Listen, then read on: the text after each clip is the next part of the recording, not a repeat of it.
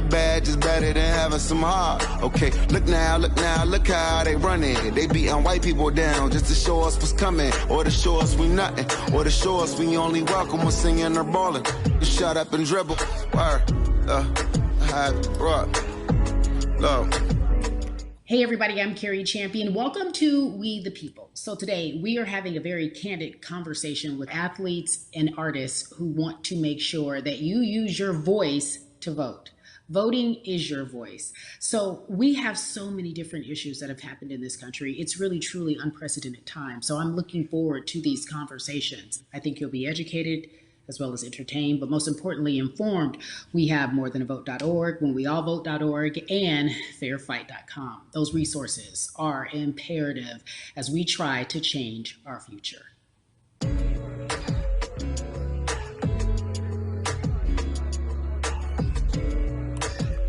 Yeah, la. There's no way that we can talk about hip hop or even the fact that we want to talk about activism, Black voter suppression, without bringing in this guy straight from Port Arthur, Texas. We are talking about Bun B. He is an activist, a scholar, and an all-around gentleman. Thank you so much for spending some time with us. Bun, I don't want to start heavy, but I guess I have to because that's where we are in the world today. It's heavy as hell. And when you think about what needs to happen in this country in terms of change, what's the first thing that you think of? Equality. That's pretty much the first thing that comes to mind, right? Black people need to be seen as equals in this world. You know, we had to fight just to be recognized as a full citizen in this country and not 3/5. The world is now seeing what we've known for so long in the culture and in the community. The one way that we can fight is obviously voting. Talk to me about what voting means to you. I hear people all the time talking about one vote doesn't matter and that voting doesn't make a difference. If that's true, why do they work so hard to suppress the Black vote? Because they understand the power of the vote. And so it's time that Black people collectively also understand the power of their vote.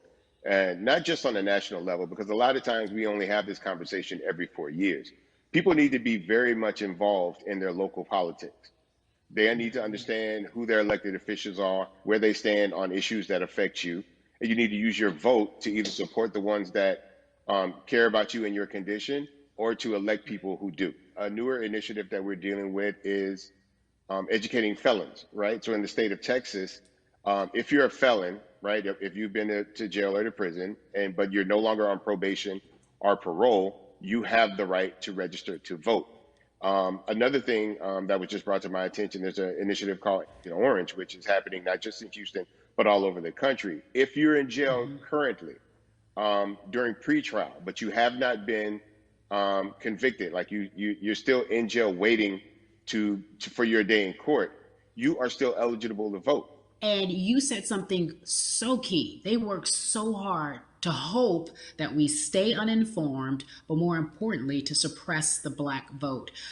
If you could do one thing with this message that we're trying to send today about how important voting is, what type of images would you like our people to understand and see when they go to these polls and vote, or when they cast their ballots? I think the images that we've all seen, you know what I'm saying, for decades in this country, if not centuries in this country, we've seen Black people oppressed, we've seen Black people attacked. So every time you look back and you see those old black and white images of people of color being attacked by dogs and people of color being sprayed with hoses, that's what they were fighting for. Back then, they were just fighting for a chance to vote. People like Martin Luther King Jr., people like Malcolm X, these people died to help us be in a position to have the power that we have now, which is to be able to cast a vote and make a decision about the people that have controls over our lives. So, I mean, if you in your own community need a reason to vote, look at a person like George Floyd. If the people in your city are not open to police reform, are not open to having a conversation about defunding the police, are not open to issues concerning economic equality, judicial equality, and racial equality, right? If they're scared to say Black Lives Matter, you have the power to put people in those positions who do believe that Black Lives Matter, who do believe in racial equality, economic equality, judicial equality, That's right. right? That's right. Who see us as human beings. And if the people in your community don't feel that way, vote them out. It's that simple. It's just vote them out. We don't have enough time to sit around and hope that people change their minds. Yeah, Bumpy, you point out something so important. We have the power. And that is in our vote, and that is with our voice, and that's how we use our voice. I think of where we are right now. People say this is a particular moment, but it is a movement, not just a moment, it is a movement. Why, in your opinion, was it George Floyd's death, why was that the chosen brutality for people to say, oh my God, Black people are still oppressed in this country, and it is not fair? I think it's twofold, Carrie. In so many different encounters between people of color and the police, there simply is no proof of what happened in the interaction. And so what happens is in a court of law, it tends to lean towards the policeman's point of view, right? In this case, we saw very clearly what happened. I think the other thing is due to the fact that everyone was at home, basically, during this time period in relation to the coronavirus, you couldn't avoid it, right? It was on every television station. It was on every social media platform. Everywhere you turn, you were constantly hit upside the head with this message. You see in the interaction that this man did nothing to deserve what happened. That's right. I think so well said, because if you think about it, in the grand scheme of things, it wasn't worth it, and he didn't have to lose his life. I think that you touched on something that a lot of people talk about, and that is now defunding the police. That has been such a huge conversation, but there's so many misconceptions around defunding and dismantling. If you will, educate the audience. All right. So most people, when they hear the term defund the police, they tend to think of, oh, they're going to take away our police department. Nothing could be further from the point. Defunding the police means that in certain communities, even Houston, take for example, we had over $1 billion allocated to our police force. Now, what is that money being used for? Some of that money tends to be allocated towards riot shields, right? Pepper spray, right? That kind of thing. That's only used against the people that fund this budget, right? So why would the people want to supply the police with the means to oppress them? If the police are concerned about the situations in certain communities with a higher crime rate, well, higher crime rates tend to happen in communities where there's not employment opportunities, right? There's not a lot of social services, and people are going to do what they need to do to take care of themselves and their families. When the community has more opportunities for employment, more opportunities for upward mobility, then they tend to be less of a strain on the government. They tend to have a lower crime rate. And because of that, we'll have less need for the police in those communities. You are passionate about so many different things in terms of making sure that we are holding our leaders accountable. Talk to me about some of the other projects that you're working on. Well, right now, obviously, being a part of More Than a Vote is essential. We're dealing with primaries in this country right now. And we just want to educate people. We want to inform people because people are tired, they're angry, they're concerned, and they want information and they want action. And so we want to make sure that we give them the right information and lead them in the right direction. And we thank the people that do not look like us for standing with us right now, because it's very important that people who aren't Black be involved, because if Black people could have gotten rid of racism, we would have done it hundreds of years ago. And so I'm trying to use my voice and my platform just to let people know that if they feel like I do, there's a number of places they can go to enact change in their community. People need to know about how their city council runs. They need to know that they have the ability to speak when city council meets, to let them know that that's not the way that they feel their city needs to be run. Those are not the places that they feel the money of their community needs to be allocated. And Bubby, even a step further, they can run for office in their local community. They can run for positions. Like, people act like they leave it up to somebody else. If you're upset, it's not hard to get on the school board. It's not hard to be a part of the city council. It really isn't. And depending on how small your town is, you could be a mayor. The power is with the people. And we need to just know that that's happening. Absolutely. And it's always been with the people. You know, if you look at Trayvon Martin's mother, Sabrina Fulton, right? She felt that there was a system of racism and a system of oppression that led to her son's death. And so what did she do? She ran for city council and she was elected to city council. Our own former president, 44, Barack Obama, right, started in the community as an activist, ran for an elected position, became senator, ran for another elected position and became president of the United States. So don't think that you can't make a difference. You know what I'm saying? You don't need a lot of money. You don't need a lot of power. Your voice is enough to make a difference. Amen. I feel like I need to go out and run for something. You gave me a rousing speech there, sir. I'd be remiss if I didn't ask you this. When I talk to my brothers, I have to ask you, as a Black man, how are you doing? Are you okay? I'm good. I have a very strong relationship with God, so prayer definitely works for me. I have children and grandchildren who are watching me, who are encouraged by what I do, and they're proud of me right now, you know, and that's really what matters, you know. The change starts at home, you know, so as long as you have a support system that believes in what you're doing and supports you in what you're doing, you have everything you need to go out there and fight the good fight. And for those that don't, there's a community of people here to help you. So you can go to places like morethanavote.org. There are many different places that will encourage you, inform you, and they will put you with groups of people that feel like you, that are ready to take action. So no one has to go about this alone if they want to do it. Yeah, yeah, we're stronger together. People have been saying it, but that has much more meaning now that we are in our movement, not just this moment. Bumby, it has been an education, always a pleasure. Thank you so much. I appreciate you. Keep fighting the good fight. Keep up the good fight.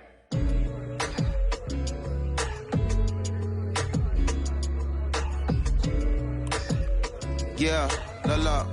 So our next guest, I have to admit, I'm a fan, but there are so many different people that we could talk to, and I thought it was so imperative that we speak with her. You know her as Molly on the huge, successful show Insecure, HBO's Insecure.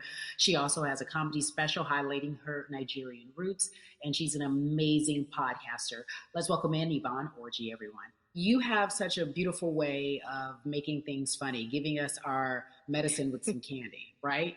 The humor and the healing. You bring all of that to your space. And right now, as you look across this country and how everyone is so broken and so upset, if it's not social injustice, it's the pandemic, it's depression, it's unemployment, the list goes on and on.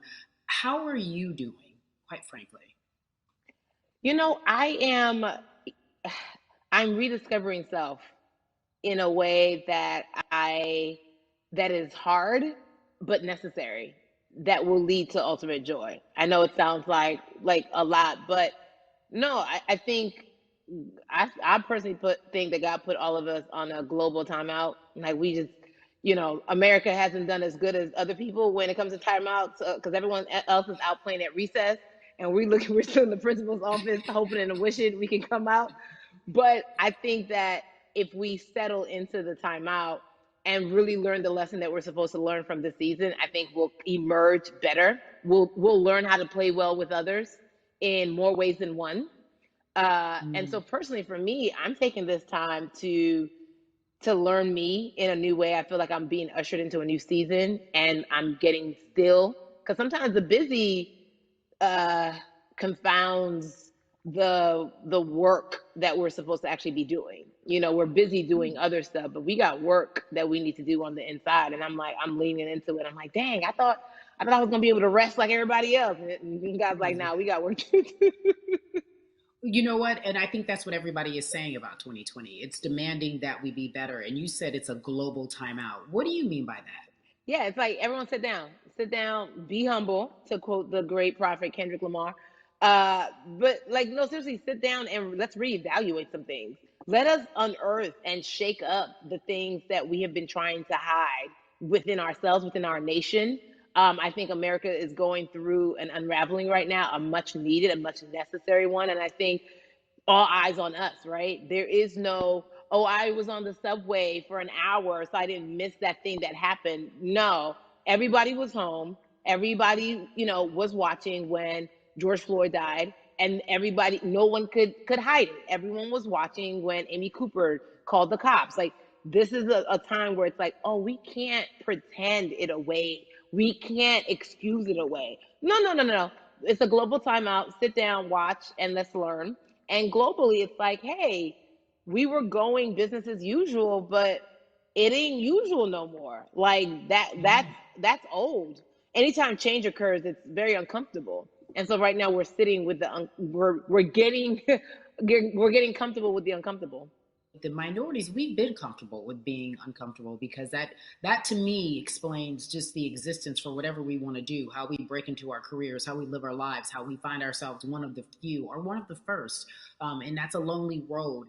When you look at, and when you talk about this global timeout, everybody had to pay attention to Amy Cooper. Everyone had to pay attention to George Floyd. How is that helping us as a people, as a country, during our global timeout?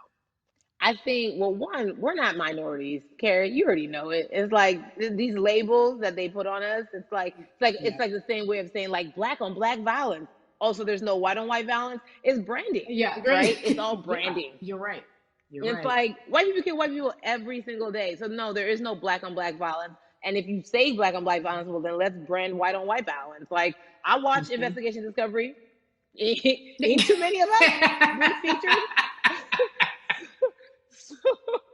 So, I just even like, but to answer your question, what does that do? I think what everyone expected is what has happened in the past when the world was still open, right? In that, okay, you had everyone from Trayvon Martin to Castillo to Sandra Bland. You had all of these lives lost, and Black people made some noise. We rioted, we got out in the streets, we started the Black Lives Matter movement, all of those things. And then white people kind of just like, oh, let's give them something. And then it's just like, is it over? It's like Oscars so black. Okay, okay, good. We gave some Oscars. Are we good now? Like, are we even? Mm-hmm. And it's just Mm-hmm. like, oh, no, no, no, no, no. This is not about like a band-aid. It's like, yo, we might have to amputate the leg a little bit, but it's all right because we're gonna by amputating the leg, we're gonna save the body. Yeah. And so I think that's what's happening now. Like, America is realizing, like, oh, Black people aren't just making a little bit of noise. Like, the protests are still out. The conversations are still being had. The change is still being demanded. And I think they're seeing, oh, this is not going no way. And no, it's not, because we need systematic change. What a beautiful way to explore what is happening and describe our country. We might have to amputate the leg, but that's to save the body. That's what's happening right now. That's beautiful, Yvonne. And to that end, I have to ask you this, because the way that we do that, we use our voice. And our voice right now in this world, in this country, is our vote. And everyone talks about voting and how important it is, but I feel like more than ever we understand that it's not just about voting every 4 years for the man in office. It's about your local elections. It's about the mayor. It is about the district attorney, the people who have the power to bring charges against police if police brutality is an issue in your community. If you care about your school district, you can run for the school board. I ask this of you, right? Your parents are from Nigeria. You are Nigerian. You talk about that very lovingly. What does voting mean for you? I think voting is power. I remember, I became a naturalized citizen back in the '90s when because I was still a minor. My mom naturalized, and so we were able to do it under her. And just even that power of like, we are American citizens, and all the access that we have by being citizens. One of those accesses and those access to power being voting. It's a big deal. It's a big deal because not only are we do we have the opportunity to be in this country, but now we can be of the country. We can be of the systems. We can be of the rules. We can be of what it actually affords. But I think going back to your earlier comment about just the setup of systems, I think we are done a disservice, either it's schools or whatever it is. And I'm not putting teachers on blast. I think teachers do a phenomenal job, but for some reason, we do not, and give them all the raises. I know too many parents who are like, this child of mine, I do love them, but hey, who, where can I drop them off? And I do think that there is a disservice done because, again, when we talk about them, to your point, we talk about every 4 years. It's important to vote for the presidency. We don't realize, like, oh, snap, we actually can vote about, like, how much our libraries get. It's like small things like that, but they make a big difference. When you think of voter suppression in this country, what does it look like for you? It's the systems. When we talk about voter suppression, we also talk about systematic racism, right? It's all the systems that set up. And we've normalized, okay, maybe your job will give you a half day, or maybe, you'll be able to get this luxury. It shouldn't be a luxury. It should be built into the system. It should be built into the fabric of how we vote. But maybe you'll be able to get this luxury in order to enable you to go vote. Think about everything disenfranchised, marginalized Black person has to endure in a day. So in a day, you need to get to work. If something happens to your car, if something happens to your child care, if something happens to, there's so many factors along the way that can send you into a tailspin as an American. And then you add on as a person of color. If you're just trying to get to vote and you already have to go through all of these hurdles and hoops in your everyday life, imagine the one day when your voice really is supposed to matter the most in this country. But then you also see all the times that you tried to have your voice matter, and then it's been shut down, repressed, told it doesn't matter. And then you're kind of like, what's the point? How do we keep hope though? If I'm watching this right now, how do we as a people stay hopeful? How do we believe in the promise that these quote unquote forefathers have given us? Because have you met black people? By default, like hope is infused in our DNA. Like you know what I'm saying? Like by like if we haven't been broken now through, be it through slavery, through Give it to give capitalism, it to me. through Give it to me. colonization, through Yeah, segregation, you're right. through Come, I mean, listen, come, come. the history of black people in this country is at one point we were 3/5 the people. Mm-hmm. That's it. At one, That was a written law. And look at us now. We are whole. We are black girl magic. We are black boy joy. We are, you know what I'm saying? What I think about in terms of giving us hope, right?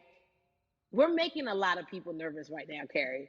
We're making a lot of people nervous right now because they're like, dang, we put all these obstacles in their way, and these jokers are resilient. But that should give us hope. That should give us hope that like we can't stop, won't stop. I mean, I went to the school of Diddy. You know what I'm saying? Hashtag, Harlem shaking it right now. Can't stop, won't stop.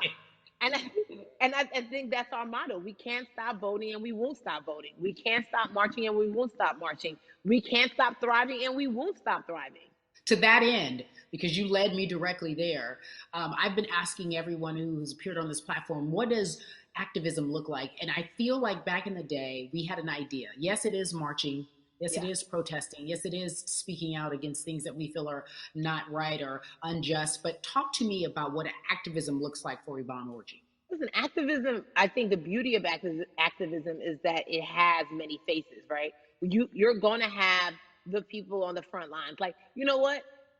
Martin Luther King marched, but there were a lot of women who were in the homes like, hey, BT Dubs, when they come back, this is how we support all the people who are marching on the front lines. And we're going to be here doing what we know to do best here. And you know what? Somebody needs to bail them out of jail so now we need to be in the community, getting money or whatever it is. So it's like everybody has a position to play. And so play your position like a shortstop, bruh.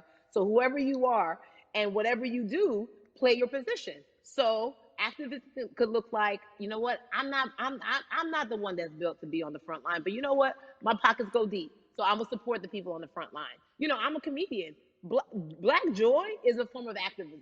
There's always a call for entertainers or celebrities that have the platform to do something. Why aren't you speaking out? I'm not a believer in thinking that it's mandatory. Like you said, everyone can be an activist and be activated in different ways. But talk to me about the connection. Talk to me about the marginalization in your world and how you feel like it even inspires you to say more and use your platform to do more. Beneath the surface of what we do, like Niecy Nash says, it's the who, right? The who is the person who's going to be like, hey, let me call this out. Either blind racism in terms of overt racism, in terms of ways that we can be better, in terms of ways that we can actually be more uplifting to the community that you may not even realize that you're serving. Before I let you go, talk to me about the urgency, in your opinion, for people to vote, our people to get out and vote this coming election. Yeah, I mean, guys, if you think you're tired now, I'm telling you right now, we cannot take this sitting down. We can't take this jokingly. I understand that it may be hard to figure out who to vote for, but at the end of the day, we got to vote for our families. We got to vote for our legacies. We got to vote for continued progress. We have to vote for upward mobility. We have to vote for equality in a way that is long lasting. And if we succeeded before, we can do it again. You talk about the hope. This is the time. This is not the time to give up. This is not the time to pretend a way that we haven't made progress. We have. There's still much more to be done. And you know what? We might have to get to a point where we pass the baton to our children and our children's children, but we still have work to do now for that generation. Von Orgy, you are everything. You are Molly, but you are not Molly. But I love you so much as Molly on HBO's Insecure. You are an amazing podcaster, Jesus and Joloff. Shout out to Lovey. And then we also have movies. Like you, the world. You're a model, a cover model. Also, wait, don't let me forget your hugely successful stand-up comedy special on HBO. Girl, I mean, you doing it all, and I am so grateful. You are truly the dream, not just the American dream. You're the black girl, brown girl, do it all dream, the immigrant dream, everything. You're a beautiful, beautiful soul. I really, really mean that from the bottom of my heart. Yvonne Orji, ladies and gentlemen, nothing but the best and excellence personified. Thank you so much, my friend. I love you so much, Mama. Mwah.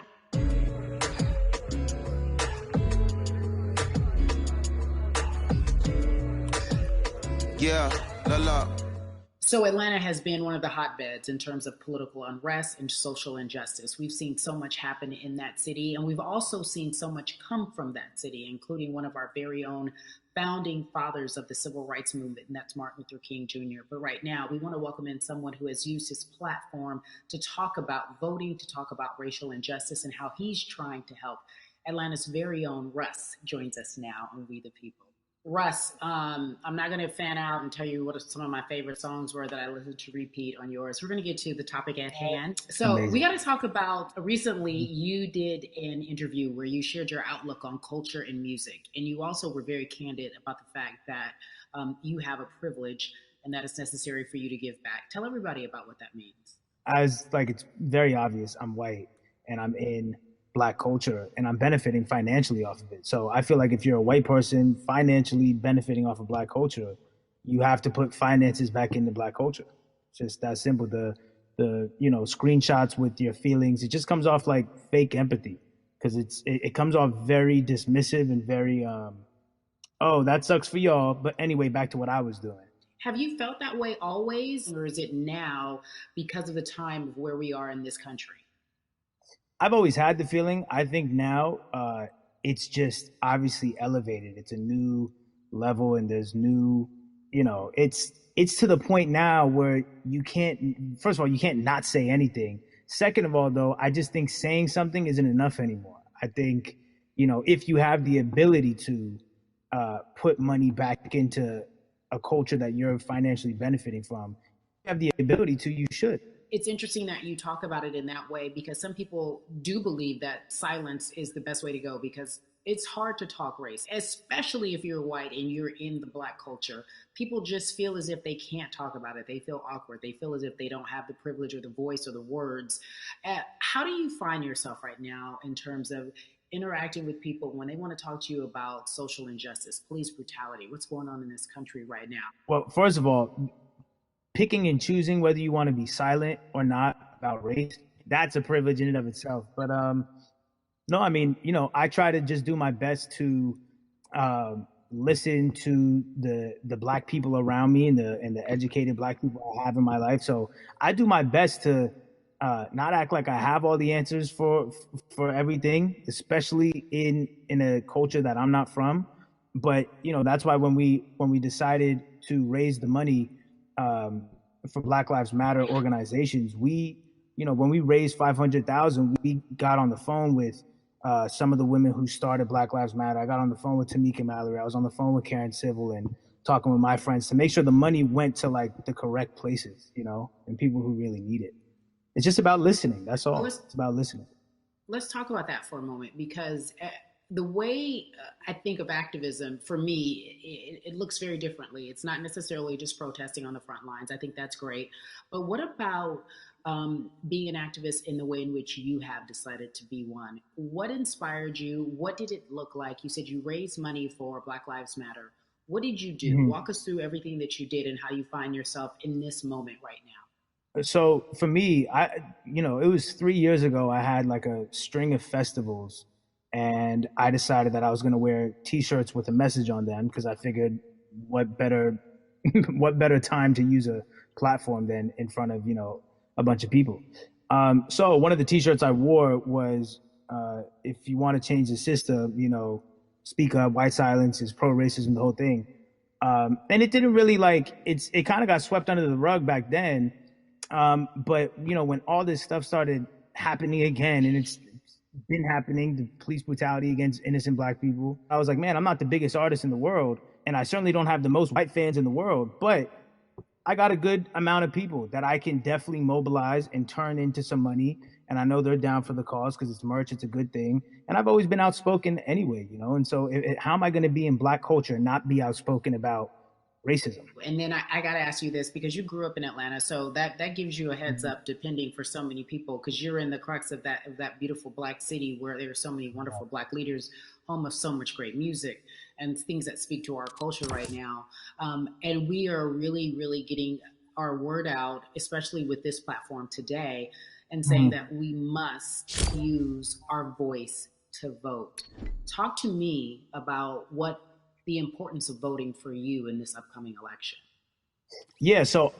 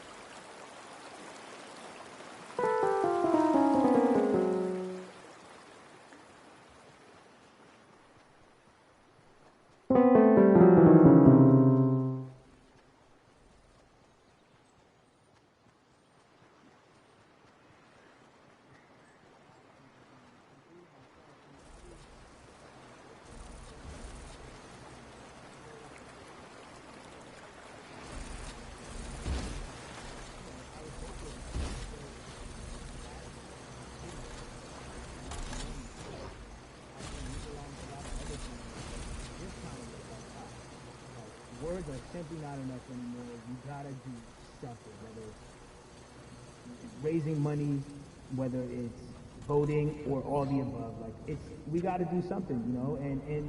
And I'm ashamed that it took that for me to be like, I need to raise money and I need to vote. You know, it's a shame, and I don't know. I guess it snapped a bunch of people out of it, you know. And even if you were vocal and whatnot, it's time to actually put your money where your mouth is. It's time to go vote. You know, it's time to just stop talking about it and be about it, you know. And it's been time for that, but like I said, you know, I'm ashamed that it took me this long to actually really, really be about it, but I'm here now. So Russ, we all know that this is going to be your first time voting. Tell me what that experience is going to be like for you in terms of what you're excited about. I think, you know what it's going to do for me? It's going to let me know that I'm contributing to something bigger than myself, and I'm actually putting my money where my mouth is, and I'm being about it. Because, you know, for so long, and I know I'm not alone with this, but, you know, standing on the outside and just screaming about this and that and this should change, and it's like, all right, but did you vote? You know? And so I'm, you know, I know it's going to feel good to know that I played a small role, you know. And that's the problem. I think the mentality of like, my vote doesn't matter needs to be changed to, my vote, albeit small, does matter. It's a role I'm playing, and if I play my part and you play your part and he and she plays their part, then we make a difference. But you know, it'll feel, I have a feeling it's gonna feel very, very bigger than me. I mean, I think when you realize that giving actually feels better than receiving, that's when you start wanting to do your part and contribute. So voting is an easy way to give, you know? Yeah. To whom much is given, much is required, and you have been given a huge platform, and we are so grateful for you, Russ. Philanthropist, artist, community activist, first-time voter. We appreciate you for doing this, okay? Thank you. I appreciate y'all.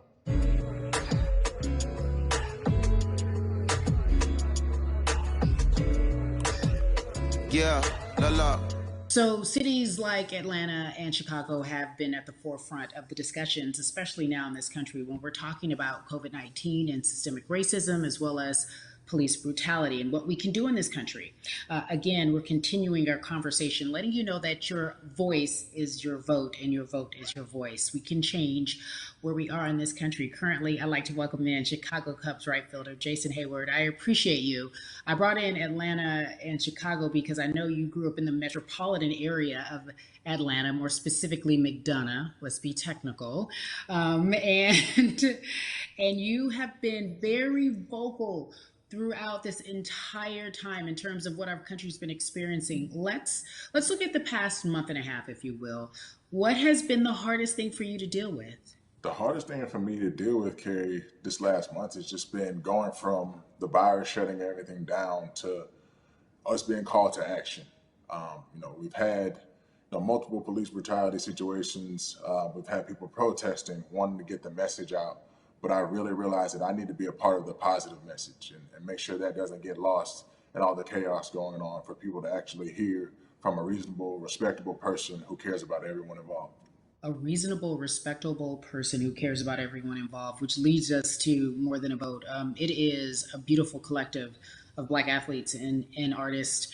You are a part of that. Talk to me about why that's important for you right now, and this be a part of that collective. To me personally, it's important to be a part of that because I've somewhat used baseball and my craft as an excuse to not get more involved in voting. But I can't any longer use baseball and work as an excuse not to get educated, and not also to show people, like, at any moment in time, any walk of life, we can make a difference. So tell me in your words, what does activism look like for you?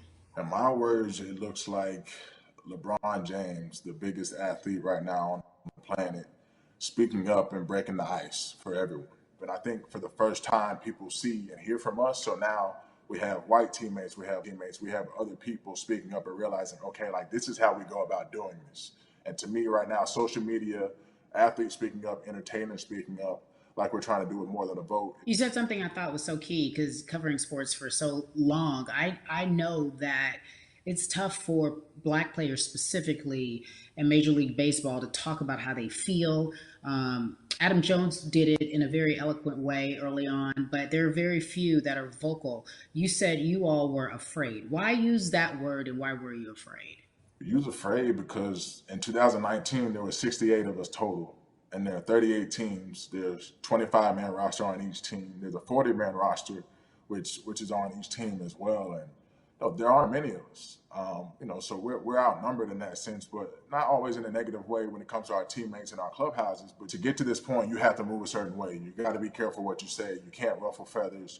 You can't come off in any way. Much like other Black entertainers, much like yourself, probably having to live through life every day. But to get to the highest level, you got to button up. You got to be seen and not heard. So baseball is, like I said, it was time for us to try and speak up and make a difference and show it's okay to do so, because we can't be quiet any longer.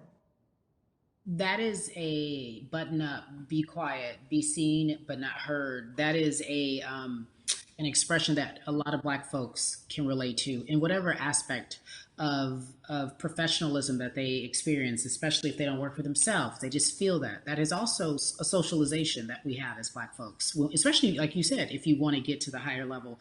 And for so long, I felt it bubbling right underneath the surface that so many of us who were in whatever positions we were, who had platforms, were tired of pretending and looking the other way and spending so much time making others comfortable while we were uncomfortable. Do you feel that this is the type of movement that is sustainable, or is it just for a time?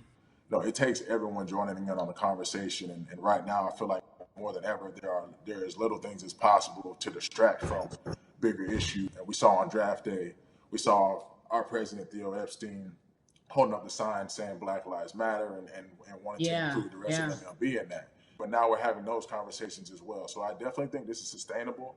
And it's not always just going to be the popular thing to do. This is something that people want to get right because they know we care.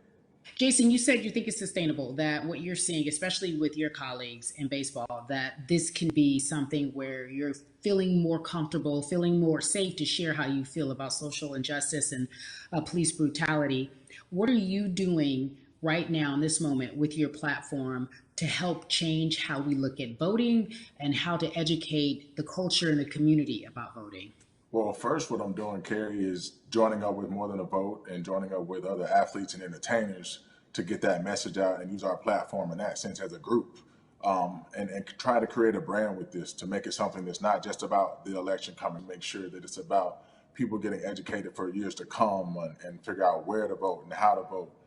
We've got people in different areas that cover different demographics and influence different areas of people. And as a baseball player, as a black baseball player, I feel like now, like we talked about, is finding the time to show people that you can use your voice in this profession. You don't have to be afraid. And to me, that can help someone, help a kid growing up. He can see me, he can see other guys that were in the video we posted saying, hey, this is what they're standing for. They're speaking up for these things, and it's okay to want to play baseball. It's not lame. It's not something I have to be as afraid of as I was before. So I feel like that's my role in this. I have a younger brother as well. He's 24. He also plays baseball. So I've got to lead by example. I can't just always, come up with a good answer that sounds good on TV. When I get asked a question on, what do we need to do to make changes? I'm joining up here to make sure that I take action and get educated myself. For one, so many people, I feel like in Atlanta, they're on the move. Or when you want to try to make a vote and try and cast your vote, you have to do it by mail. You have to sign up for the absentee ballot. Then you have to get another ballot in return. They have to send it back to you. Well, for me personally, they didn't send that back until it was too late, right? We didn't get it in the mail to the address that's an Atlanta address at my parents' house. We didn't get that in the mail until it was too late. And then from other friends and family that are still in Georgia right now, I just hear about them being held in lines too long and trying to get off work. And we know how it is for any family, but let alone a black family in a city or in the suburbs trying to take care of their family and trying to provide for them. You try to get off work, and then you're like, wait a minute. You start looking at the clock. It's like, oh, this is not going to happen today, right? And so I saw, Mayor Keisha Bottoms, reach out via social media to people and say, hey, I'm going to address these issues right now. I need y'all to stay in line to cast your votes. Keep hanging in there. So to me in Georgia, that's what that looks like. Well, it's interesting that you even bring that up because there have been all these images specifically from Georgia, because that's such a battleground, where you see people, especially when it came to the primaries, doing whatever it takes. And this is real life voter suppression that you're talking about. It's been happening for decades. It's not fake. What you're saying, these examples of sending you your ballot too late after the fact or shutting down the polls at 6 o'clock while people still are in line, that's a real life issue. There needs to be some type of change. And I think that what we're doing right now is fair. But the idea of voter suppression, do you think that is well known, especially with folks, within the generation, your generation? I think it's known in our communities, right? I don't think it's spoke on enough. I don't think there's been enough light drawn to it. Bring it to light. Let people hear about it. Let people learn about what that looks like. And get more people to say, okay, look, like this is going to happen. We have to expect this, and we can no longer make the excuse. We can't say they didn't warn us. Jason, everybody knows, or it feels as if everyone knows, that the time is now. America's paying attention to us. We have their eyes. We have their ears. If you look toward the future, what are you most excited about in terms of seeing a change? I'm excited about how fast the word is traveling. The word is being spread right now. The biggest athletes, the biggest icons, biggest entertainers are doing their part, but I'm also seeing people out there on the streets doing their part. When so many things got lost, could have very easily got in the commotion when it came to protests, and you saw rioting, you saw looting. People still stood their ground, and people still went out there and said, look, we're doing this for the right reasons. We're going to come together. We're going to use drones. We're going to use social medias. I feel like this is a new wave of getting things done the right way and just spreading the message.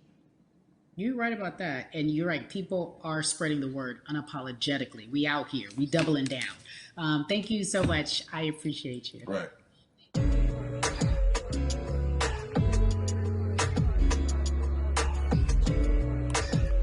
Yeah, la la. Hey, everybody. I am so excited to welcome a friend, a brother, family member, if you will, former colleague, NBA great, sports analyst, philanthropist. He does it all. And he's here to give us his time and his platform to talk about something that is so important, and that is voting. Everybody, welcome Jalen Rose to We the People. Talk to me about how important it is for the people who know you and love you and look up to you. Why is it so important that you use your platform to talk about voting? Initially, we have to get past the stigma of the mental systemic racism that comes with the presidential race, governors, mayors, senators, judges. We've been conditioned to believe that our vote does not matter. So usually when we looked up at all of those races and people that were running, not only did they not look like us, we didn't believe they were there to represent our best interests. So therefore, as a collective, we didn't mobilize until Barack Obama, and we felt a sense of hope that finally our country is going to do something that we felt would never happen in our lifetime. And I remember being at the inauguration in 2008. I made sure I was there. And we voted. In 2016, we didn't vote, Carrie. We didn't vote. And so many people try to make this political. This is not political. Me telling somebody to vote is like telling somebody to pay taxes. So that's one, getting over the stigma of nobody is going to represent our best interest. And then number two, the reality is that the person that gets the most votes doesn't necessarily win the presidency. That's uncomfortable right there, because that's actually what took place in 2016. The Electoral College chose the president. And if you put all of their pictures up, I'm pretty sure they look a lot more like each other than they look like you and I. How about that? And then the third thing, especially in urban environments, oh man, they create barriers for us, Carrie. It's like you got to jump over the fence, you got to run past the dog, you got to jump on the hood of the car. The lines is 5 hours long. You get up to the poll and they don't work. Elderly people working in the city, while they got the young people who understand technology working in the suburbs. Like, these are all systematic things that try to discourage us from voting. And then finally, we don't have a day off to vote. We need to work. So we don't get a day off. It's going to be a full day, and I got to work to pay my bills. So you know what I'm going to do? I'm going to mail in vote. And you know what you want people to realize? That counts too. So your vote will be counted if you're able to mail it in. So those are a few things that I hope that we can do and mobilize. And shout to LeBron and his team. Shout to you and everybody involved. We will make a difference. Well, let's talk about more than a vote. There is a Black collective of athletes, of artists coming together and saying voter suppression is a real deal, especially in the Black community. When you just talked about, I got to work, so I can't go vote. And then when we do get in the booth, just in case we don't have to work, do we know who we're voting for? Not only do we have to vote, we got to be educated. And it's not always even about the man who's in office or the woman who's in office for president. It's about your local elections. It's about the people who are your DAs, your state DAs, like the people who actually make change in your community, who will change police brutality, who will make sure that your community is taken care of, who will defund police and hope that they can help you in stopping police brutality. So talk to me about why you decided to be a part of More Than a Vote and what it actually means. Well, it means a lot to be involved with such an impressive collective, as you mentioned. And I said this multiple times, and I know it can be uncomfortable when I say it, but a lot of times we have to get to the root of the issue before we find a solution.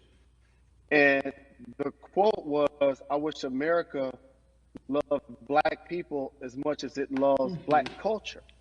And this collective, by the way, represents in a lot of ways what's encouraging, but also sometimes disappointing about our role as Black people in America. Because we were brought here as labor and to entertain. And we use those vehicles to get paid and move to the suburbs and be the idols of white kids. And so now that we have this collective, I would say Sports and entertainment represent the most powerful group of black men in the United States. I'm talking about money, power, celebrity, the ability to mobilize, community involvement, their leadership, their intellect. And so to have all of us pull it in the same direction at the same time for anything that we're passionate about is going to be a difference maker, but it's definitely going to be a difference maker in the 2020 vote, because we're going to make sure we inform everybody that they can let their voice be heard, and failure is not an option. Jalen, what does voter suppression look like to you? A perfect example took place recently, Carrie, in Kentucky. It was 6 p.m. at night, and so many people were standing in line enthusiastic to vote. And you know what they did? Locked the doors. And you know what the people did? They continued to bang on the doors, continued to bang on the windows. They continued to let it be known they were not going to leave the premises until they got a chance to vote. And you know what ended up happening? They opened those doors and allowed those people to vote. So do not be discouraged. These barriers show you that it matters, and we're here to help you break through them. The same thing with our platforms and voices, Carrie, because you know what's going to happen. At some point, Breonna Taylor is not going to be trending anymore. People are not going to be protesting anymore. But it's still up to us to keep making sure that our voices get heard, and this is one way to do so. Right, and that is a form of being activated, being an activist. It doesn't have to be protesting. It doesn't have to look like what you think traditionally activism looks like. It's voting. It's that simple. We now have to understand, like, this is a critical mass moment for this movement to continue to hold up as much steam for as long as possible. And that's what this collection is going to hopefully allow for that situation to happen. Jalen, in today's age of technology, it should be easier to vote. No doubt. It's like we call these devices smartphones, but yet I can't vote from it. All of the things that we do in our lives are in our phone. All of these barriers are things that people will need to overcome in order to create a level of enthusiasm to vote. And again, this is not political.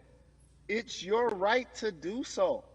And there's so many times where you feel like somebody may have gotten done unjustly in your community. Pay attention to who the judges are, who's running for Senate, mayor, governor. Pay attention who's running for president. And let's make sure in 2020 we make a difference. Why is more than a vote so important and invaluable in our community right now? Well, because right now, I think we have an opportunity to let our voices be heard louder than ever. Anytime you see the mobilization of white kids holding Black Lives Matter signs, that means there's a breakthrough. Now, what happens with that breakthrough is the next step. You're going to look down in your email, Carrie. You're going to see all of these companies telling you how they're going to work on their diversity, how they're looking themselves in the mirror. They need to make change, just like in sports, right? You look on the field and on the court, all those black players. The further you get up, it's like altitude or a ladder. It gets thinner and thinner. And so a lot of people talk about the system being broken. I hate to remind people that it's not broken. It was built this way. And one of our ways to help change the system is to vote. So that's why more than a vote is so very important, so we can make sure everybody participates and gives themselves an opportunity to let their voice be heard. I think it's interesting because you talked about black men being very powerful in the U.S. if they're athletes and entertainers, because for so long those have been the only avenues traditionally to create wealth. The NBA season comes back. What are your feelings on the season coming back? In the midst of everything that is happening? I think you'll see players challenging the establishment more. You're going to see them saying, okay, if you have all of these marketing and promotional deals, how many of them are with minorities? How many people are you employing, NBA, What about certain teams? Who do you have as a minority owner? Or what about the candidates that you have for positions of power? NBA players have proven as blacks that they are now movers and shakers in the game. They're now the dog, not the tail. So if they decide not to play, some of the biggest social changes and conversations have taken place in sports that weren't during the game. Colin Kaepernick was before the game. The Ali Summit was a press conference. So they could mobilize if they chose to. But when and if you do play, challenge the league. Black Lives Matter on the jerseys. Continue to make sure that every time people are watching the game, they're also seeing the movement happen. Jalen, I appreciate you because you are always entertaining and informative at once. I really, truly am looking forward to the NBA season. Thank you for working with More Than a Vote because your voice, your platform, all of it is needed, my friend. Be safe, okay? Yes, ma'am. I love and appreciate you. One call away always. Thank you. Love you, brother. Love you too. Every conversation that we had today, I hope was helpful for you. I am so grateful to everyone who came on with me to talk about what's going on in our culture and how we need to change. Huge shout out to Jalen Rose, Bun B, Jason Hayward, Yvonne Orgy, and Russ. Their words were inspiring, but also important and invaluable. I hope your phone is full with all the information that we've been able to place in front of you. Again, you need to check out these resources because they are so important because we want you to vote. That is your voice. It is important. We, the people, want you to vote. So go to morethanavote.org, fairfight.com, and whenweallvote.org. Again, thank you so much for joining us and paying attention because this message, again, is invaluable. I'm Carrie Champion for We the People.